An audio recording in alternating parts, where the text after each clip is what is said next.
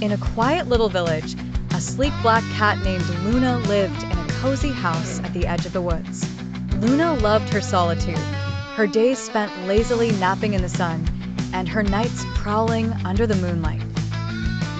Across the street, three playful dogs, Max, Bella, and Rusty, lived together in a large yard filled with toys and bones. They were inseparable, always barking, digging, and chasing each other around.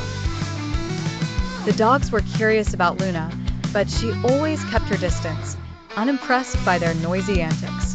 Dogs are so chaotic, she often thought, watching them from her perch on the fence. One evening, a terrible storm rolled in. The wind howled, the rain poured, and thunder shook the ground. Luna, safe and dry in her house, noticed something unusual. The dogs' yard was flooded, and their doghouse had been blown over by the wind. The trio huddled together under a small tree, shivering and frightened. Luna's heart softened. As much as she valued her peace, she couldn't ignore their plight. She padded across the street, careful to avoid puddles, and called out, "Follow me." The dogs looked up surprised. "What?" Max barked.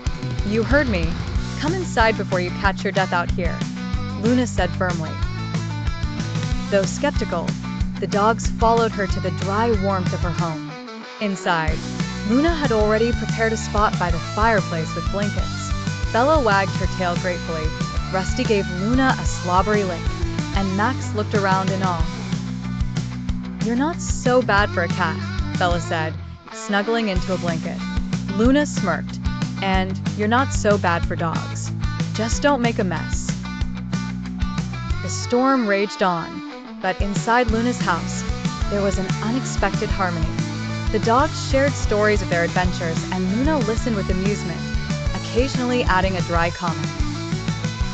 By morning, the rain had stopped, and the sun broke through the clouds.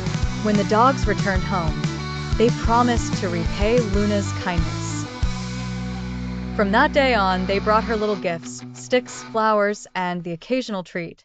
And while Luna pretended she didn't care, she secretly enjoyed their friendship. Though they were as different as night and day, the cat and the dogs had found common ground, kindness, and a warm place to share.